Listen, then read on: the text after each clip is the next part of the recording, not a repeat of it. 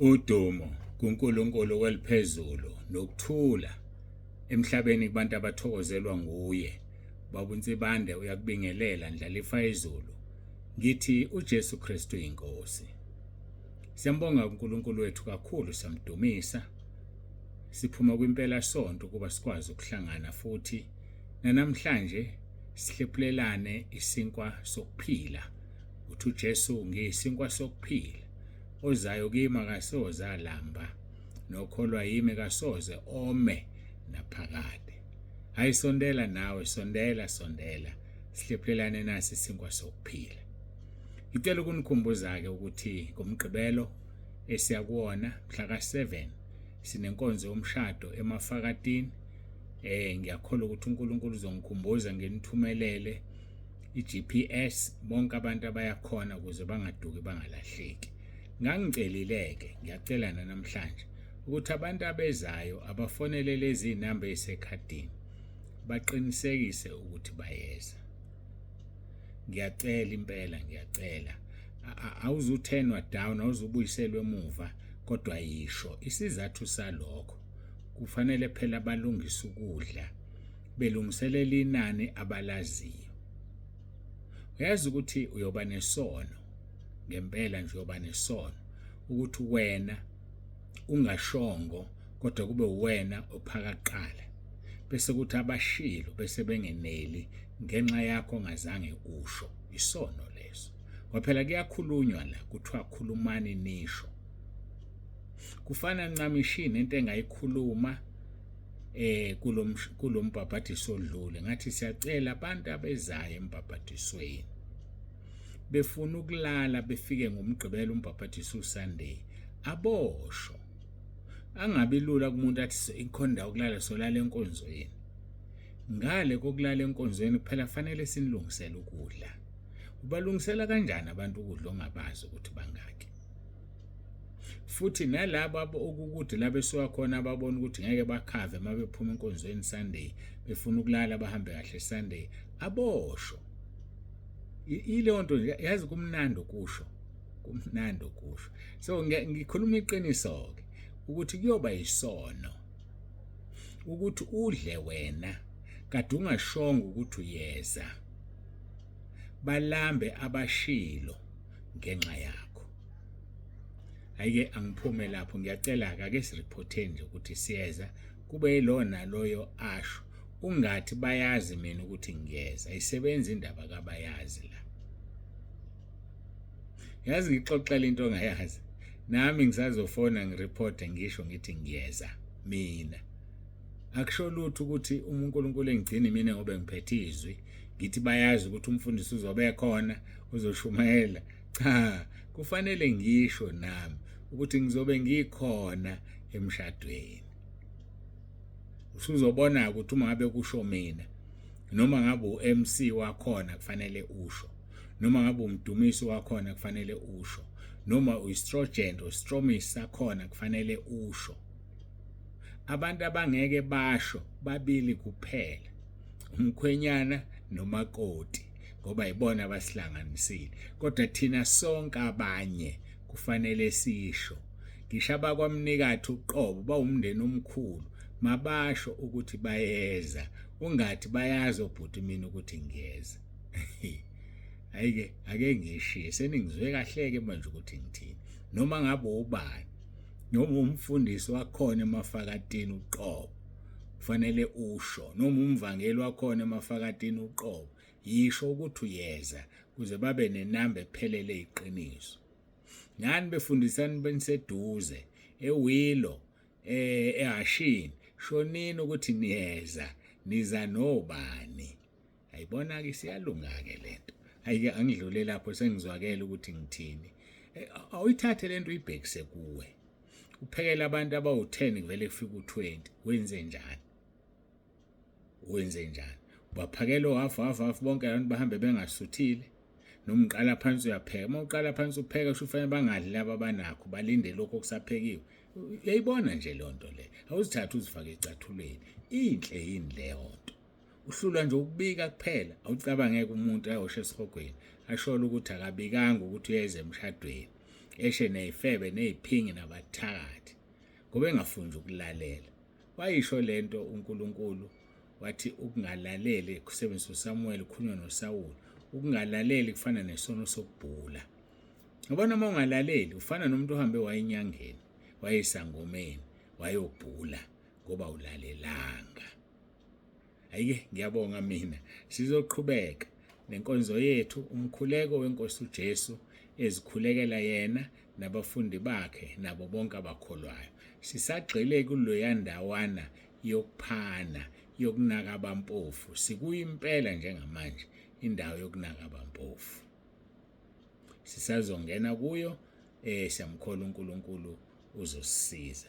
uJesu Kristu inkosi. Masikhulekeni-ke. Baba ongcwele, baba olungileyo, uNkulunkulu onomusa, siyazithoba phambi kobuso bakho, siyabonga uthando osithande ngalo. Ngiyakhuleka Nkosi, ngiyacela ukuba ube phakathi kwethu kule nkonzo, ukhulume uzambule, usifundise ngabantu abasenhlizweni yakho, abantu abampofu. Siyabonga uJesu Kristu inkosi. Amen.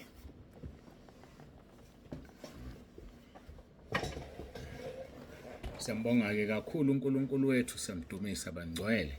Sizovula-ke ngokaJohane chapter 17 uverse 4 noverse 5. Ngikukhazimulisile emhlabeni, ngifeze umsebenzi ongiphe wona ukuba ngiwenze. Manje-ke ngikhazimulise wena Baba, kuwe uqobo ngenkazimulo ebenginayo ngikuwe izwe lingakabi bikho. uJesu uthandazela ukuthi akhazimuliswe ngoba usemkhazimulisile uBaba. Nyathi masimkhazimulisa uJesu njengoba uJohane chapter 3 verse 14 esho, njengalokhu uMose wayiphakamisa inyoka ehlane, kanjalo indodana kaNkulunkulu imele ukuphakanyiswa. Asiziphakamisi thina, asizishumayeli thina, asizincomi thina, asizinwebi. Amagama afana nalayo ngizowasho awaphumi kumfundisi.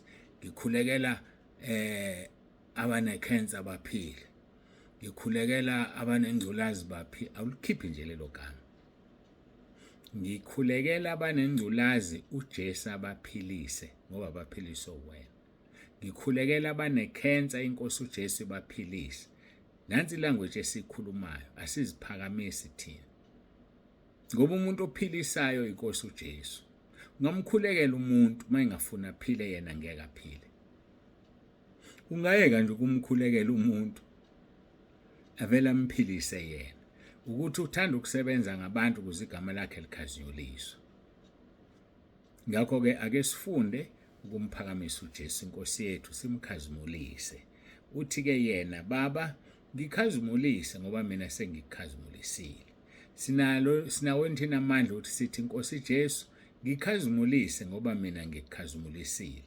Umkhazimulisile ngenkambo yakho, umkhazimulisile ngolimi lwakho, umkhazimulisile ngokuhamba kwakho, umkhazimulisile ngokugqoka kwakho, umkhazimulisile ngakho konke okwenzayo. Uma ukwenzile lokho unalo ilungelo lokuthi ucele akukhazimulise. Kodwa uma ungakwenzi lokho ukwazi ukumcela akukhazimulise ngoba nawe akakamkhazimulisi. Hayike sikhuluma ngokwabela abampofu. Mawubheka lapha kuMatthew 25 la iqale khona indaba uJesu ekhuluma ngosuku lokwahlulelwa. Sifundile nje ikhashanyana le ndaba. Qala lapha kuverse 36. Khona uJesu wafika nabo endaweni ngiyaxolisa 25 verse 31. Kepha nxa indodana umuntu iza ngenkazimulo yayo nezingelosi zonke ezingcwele kanye nayo, khona iza kuhlala esihlalweni sayo senkazimulo. Verse 32. Kuza kubuthelwa phambi kwayo izizwe zonke. Bahlukanisa abanye kwabanye njengomalusi ahlukanisa izimvu nezimbuzi. Imisa izimvu ngakwesokunene sayo, kepha izimbuzi ngakwesokhohlo. Verse number 34. Khona inkosi iza kuthi kwaba ngakwesokunene sayo, zanini nini enibusiswe nguBaba, nidle ifa lombuso eniwulungiselweyo selokhu kwasekelwa umhlaba. Verse number 36, verse number 35. Ngokuba ngangilambile nangipha ukudla, ngangomile nangiphuzisa, ngangingumfokazi nangingenisa, ngihambaze nangembathisa, ngangigula nangihamba, ngangisetilongweni neza kimi. Verse number 37. Khona bayakuphendula abalungileyo ngokuthi, Nkosi, sakubona nini ulambile sakupha ukudla, noma umile sakuphuzisa na? Sakubona nini ungumfokazi sakungenisa, noma uhambaze sakwembathisa na? Sakubona nini ugula noma usetilongweni seza kuwe na? Verse number 40 isiyakuphendula inkosi ithi kubo, ngiqinisile ngithi kini, njengokuba nikwenzile komunye walaba abafowethu abancane, nikwenze kimi, nikwenzile kimi. Sikhuluma ke ngokunakekela abampofu. Ake siyobheka izaga. Ngiyazithanda izaga. Sobheka izaga lapha chapter 21. Chapter 21 sibheke uverse 13. Chapter 21 sibheke uverse 13 wezaga. Zithi izaga, ovala indlebe yakhe ngokukhala kompofu, naye uyakhala angaphendulwa. Ngeke nikwenze ukuthi kube isizathu sokungaphendulwa komkhuleko wakho, ngoba wena wakhala ompofu wavala indlebe zakho. Wafika umuntu ezokwenana wathi ingane mazithi awukho ukhona. Namhlanje uyakhuleka uNkulunkulu akakuphenduli ngoba uphendulanga umpofu ezocela ukudla. Akusona izathu leso. Uyamjabulela umakhelwane wakho uma ingena egate noma uyabalisa ukhuluma wonke amagama lawo, uthola ukuthi uzele enye into. Uyaxolisa uNkulunkulu ngoba isona ukuzindlela umuntu. Usuzindlile wena. Yonke lento le oyitshele yona akazele yona umakhelwane. Usuzindle wazindla. Ingakho kufanele sivume izono zethu sizihlanze. Ovala indlebe yakhe ngokukhala kompofu, naye uyakukhala angaphendulwa. Eminye yemkhuleko ayiphendulwa ngenxa yokuthi wakhala ompofu wanqaba. Ompofu ke akuyena ompofu ngaso sonke isikhathi. Yakhumbula udla iKFC eTexini, yakubheka le ngane wabona nawe ukuthi iyahala ilambile. Unina kanamali noma uyise ohamba nayo uka-afford iKFC, wayipha na? Ngiyabuza, wayipha yini? Ngeke kwaba izathu esidathi imkhuleko yakhe ingaphendulwa.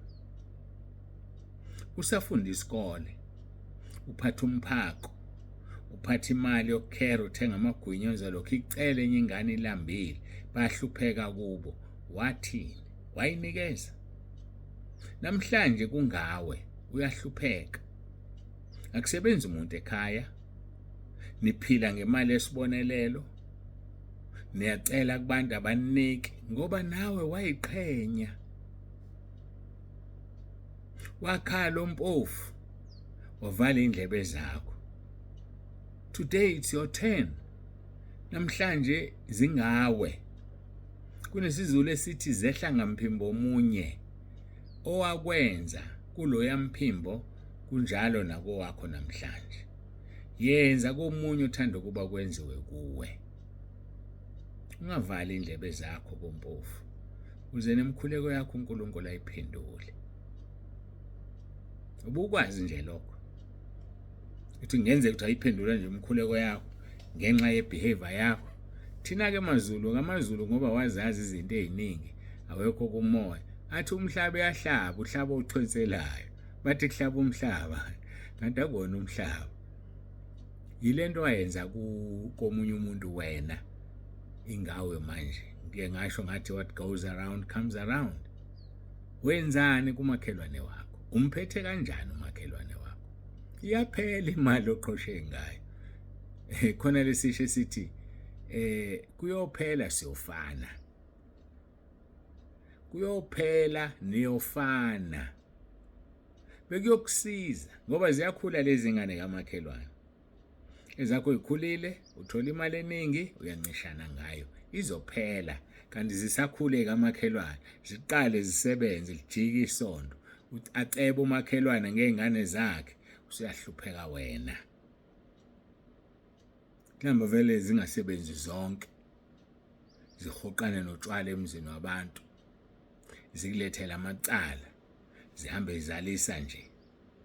Hayibo, zibuya ngawe ilento wayenza, bekuyokusiza ukubhuka, vuma izono zakho uzihlanze. Hayi bekuyokusiza mntaka baba. Nokho-ke asiqhubeke. Uvala indlebe zakhe, indlebe yakhe ukukhala kompofu, naye uyakukhala angaphendulwa. Sibheke lapha u-22 verse 9. Izaga 22 verse 9 zithi, oneso elimnene uyakubusiswa ngokuba uyapha ompofu okwesinkwa sakhe. Oneso elimnene, oneso elikwazi ukubona. Khona umuntu okwazi ukubona umuntu olambile engakaze asho lutho. Khona umuntu okwazi ukubona umuntu uxolo, umuntu oswele engakaze asho lutho. Kuthiwa-ke lo muntu uneso elimnene uyabusiswa. Lento engihlale ngisho ngiyichaza ngithi uNkulunkulu akanqeni ukubusisa wena, ekubusisela ukuthi kusizakale loya muntu wakhe akafuna asizakale. Njengoba nathi uma sinesivande lapha yakude nempompi yamanzi, sithatha sikhetha ukubusisa ipayipi silinika amanzi. Khona ipayipi lizowadlulisa liwase la sifuna kuye khona. So ngesinye isikhathi uyaceba umuntu, kanti uNkulunkulu akanandaba naye, kodwa umcebisela ukuthi kusizakale umuntu wakhe. Eyibona lonto. Busiyahlala ke wena, athi uNkulunkulu kuwe, fundisa ingane kamakhelwane, uhlala ongayifundisa. Siza umakhelwane lapha nalapha ya uhlala. Afika umakhelwane uyagula, udinga imoto ezomthatha imuse esibhedlela, uqamba amanga ukuthi ayina petrol, kodwa kuseni siyabona iyaduma iyahamba. Kuzoba njani kuwe ngaleso sikhathi? Noma mhlambe ehanjisiwe kodwa sekunamagama akhulunywe uyahlupha lo makhelwane, usivusa silele, susho yonke into lo ufisa ukuyisho, ulalela uNkulunkulu. One day uzoshintsha. Okubuhlungu uzobe ungasaboni ukuthi lo yamvuzo waleya ngane eyafayo kutetelwe ekhaya bekucelile wena ngiunemoto watfonelana iambulance, bayifonele yafika late setetile ingane yashona. Lizofuna ukubani igazi laleyo ngane? Lifunwa kuwe. Ivele ngithini ngithi bathi ngivala izulu kanti ngiyalivula. Lizofunwa kuwe igazi lalengane, okufanele ngabe uthathe unina wayotetela esibhedlela waqhosha nemoto yakho wena. Mhlawumbe ife nje imoto yakho awukwazi nokuyikhanda obwanqaba ingelosi zidinga. Isho njalo izwa amaHebheru 13. Angeke ngilivule. Likhuluma into eyisimanga amaHebheru 13. Athi malume njalo uthando lobuzalwane verse 1. Number 2, ningakhohlwa ukungenisa izihambe ngokuba ngalokho abanye bangenisa izingelosi bengazi.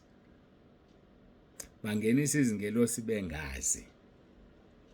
Ngamafushane banqaba ukusize izingelosi bengazi. Uthi uJesu lokho enikwenze kwabancane nikwenze kimi. Awuthandanga ukumsiza lo muntu kanti ubeyingelosi evele ezulwini ezokunika isibusiso. Wayesezenza umakhelwane wakho. Wazenza lo muntu wamdelela wambona egqoke kabe engcolile. Wabona indlu yakhe ingcono sofa bakho bengcono engekahlale, wambeka inika ukudla, umnika isokwenja, ngesitsha futhi seyingane hayi lezi abadala. Hlala lapho phandle ngizokwenzela ukudla. Hayibo. Luyeza usuku oluvutha njengeziko. Ngiyakutshela mina. Bonke abayiqhenyayo nabenza okubi izobashisa ngabasheni impande nagatsha. Yeke ukuziqhenya, yeke ukuba nomina. Mina ukuthi. Mina ngiwukuthi. Akusebenzi ukuthi uyini. Kusebenza ukuthi uhlanziwe yini ngegazi likaJesu. Lihlanza wonke umuntu. Lihlanza abazalwane, lihlanza abefundisi, lihlanza abefundisi basecollege, befundisi abanama degree no professor, lihlanza wonke umuntu nje. Ukuthi wena uyini akusebenzi la. Kuthi ungumfundisi, akusebenzi. Kuthi uhambile wena wayofunda esikoleni esikhulu esihlonishwayo, akusebenzi. Ngeke ukungenise ezulwini lokho. Uthi uJesu jabulelani amagama enu alotshiwe encwadini yokuphila. Iyona into ezokungenisa ekhaya ezulwini leyo, ukuba negama elilotshiwe. Hayi igama lala emhlabeni. Ngoba uJesu unikezwe amandla phezu kwakho konke ukubusa negunya. Elakhe igama lingaphezu wonke amagama abizwa kuleli nakwelizayo. So moya uzosikhumbuza ukuthi ungubani wena thina sikwazi. Zesihogweni nalokho. Wena khonza uNkulunkulu uzithobe. Ozithobayo phansi kwesandla sikaNkulunkulu, uNkulunkulu uzomphakamisa. Yekake ukusiqhoshela. Naka abampofu. Kuzokusiza lokho. Ovala indlebe yakhe ngokukhala kompofu nawe uyakhala angaphendulwa. Athu verse 9 ka22 zaka oneso elimnene uyakubusiswa ngokubuyapha ompofu owesinkwa sakhe. Oneso elinjani loyo elimnene. Ngifuna mhlawumbe ukugcina ukuthi ngiboye isikhathi, ngifuna ukugcina ngo16 kwizaka 22. Ocindezela ompofu ukuba zandisele nophayo isicebi bayakuba ngabokuswela kuphela. Umuntu ocindezela ompofu ukuba zandisele, ngoba nakho umpofu usuphucwe nendlu, ngoba nakho umpofu usuphucwe nensimu. Abanemali bayidayisela abanye abantu ngemali enkulu. Sisaya phambi kaNkulunkulu. Musuqinela abampofu, musubacindezela abampofu. Ngoba nakho wena usemagunyeni, yena umpofu. Yazi khona enye indlela yokucindezela khona. Ake ngiaphile kuma traffic cop ami, wemaphoyisa omgwaqo. Ngiyancenga bakithi. Ngiyancenga nje. Utshela umuntu uthi yazi ithikithi lakho njengoba wenza ukuthi 2000 rand. Kodwa vele unginike u200 rand. Yazi ukucindezela umpofu lokho. Ngoba uyabona ukuthi uafford 2000, vele uzokunika u200 ofunayo, kodwa senenza isono nobabili. Uyakubribe. Isono ukudla ibribe. Isono ukumukela ukugwazelwa kubantu. Ngoba phela mawutholele futhi uyaxoshwa nje emsebenzini. Umuntu kufanele mbhale. Mawuthanda ukumxolela, mxolele, kodwa musumkhokhisa. Musukumkhokhisa. Ngiya-aphila nje emaphoyisa ami lapha emgwaqeni.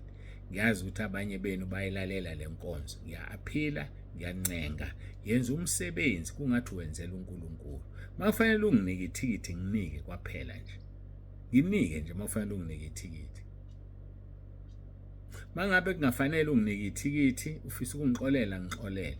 Ngiyakhumbula ngake ngamiswa enye traffic cop sihamba nomama sisilate sijaha enkonzweni.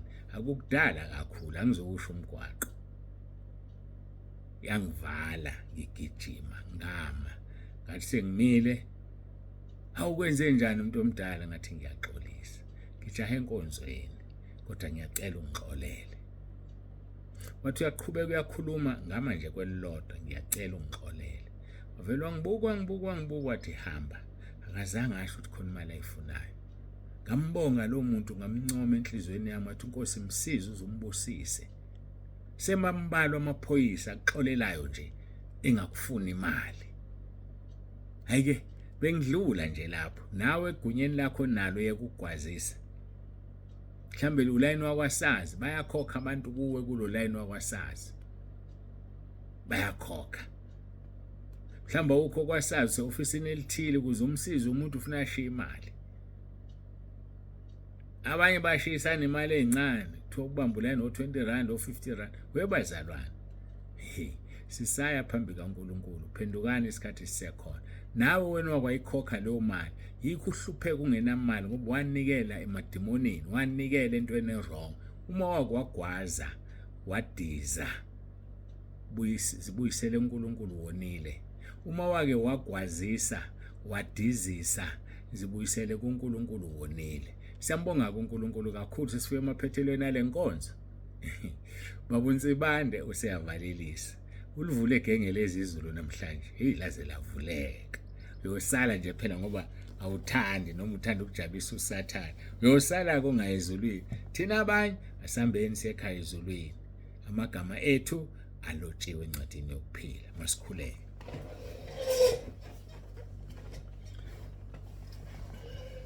uNkulunkulu wethu nomusa babongcwele, siyabonga ngakho konke sesikuzwile. Siyabonga moya ongcwele, siyabonga buthatha ubunye bukaNkulunkulu. Singayaphi masisuka kuwe ngoba amazwi okuphila kuwena. Siyabonga Nkosi ukuthi uzivulele izulu ngendlela olivule ngayo namhlanje. Uyoziyela nje ufisa ukuya esihogweni kodwa uzwile iqiniso. Siyabakhulekela nalabo abangayilaleli inkonzo. Siyabakhulekela nalabo sebephumile kuba babuye ngegama lenkosi uJesu. Bekuyini uku-investa kuma data akho ungena ezulwini kunokuthi uthi le group ikumosela ama data. Ngiyacela Nkosi basize abantwana babuke, abantwana bakho babuke a bigger picture, babone umbono omkhulu nalapho bazogcina khona uma behleze ekhaya lezwi. Basize kubabusisa ababalethayo abantu. Ngiyacela ngoJesu Kristu inkosi yethu ephilayo. uJesu Kristu inkosi. Amen.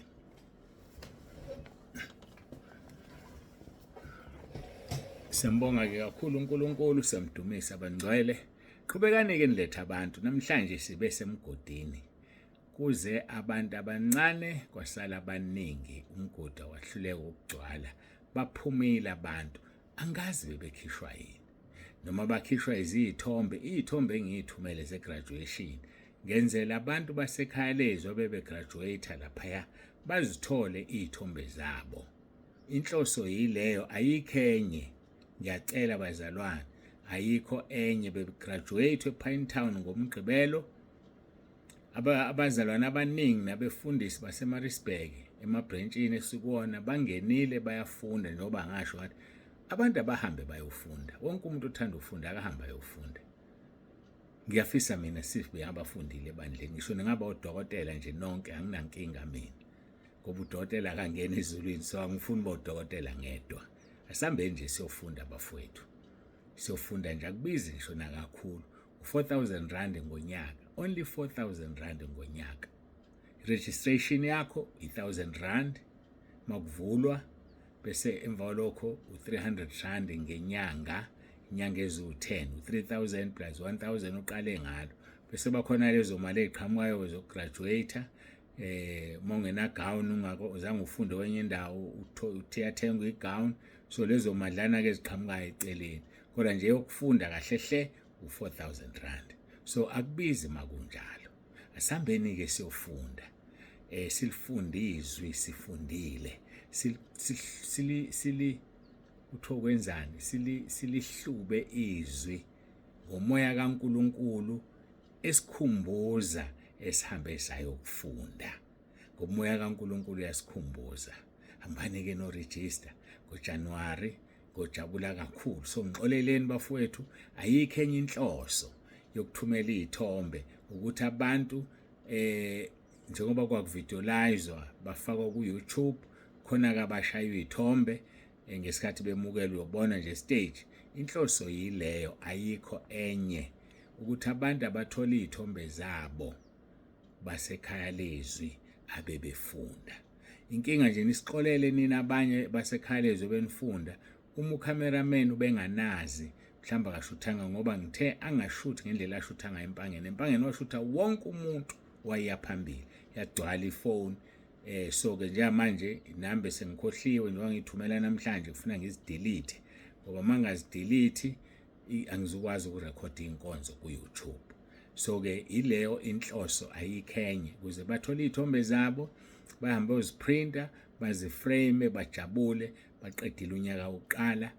Ukhona obenza unyaka ka4, umfundisi waseGoli uShelembe, siyamdumisa uNkulunkulu ngaye, siyabonga. Abaningi bebenza unyaka wokuqala. So ke ayike abafundisi bami ngiyajabula mabe nabanye abangakakwenzi, ngiyafisa bakwenze. Kodwa ke ngiyazi isimo semali uma siphika siyaphika. Kodwa ke angivalelisi. Babunze bande ngithanda nonke emakhaya uthi uJesu Kristu uyinkosi. Asihlanganeni emshadweni ngomgqibelo. uNkulunkulu mayesigcina, angaliyeki lelo. Ngokugcinwa inkosi bafowethu, asihlanganeni emshadweni.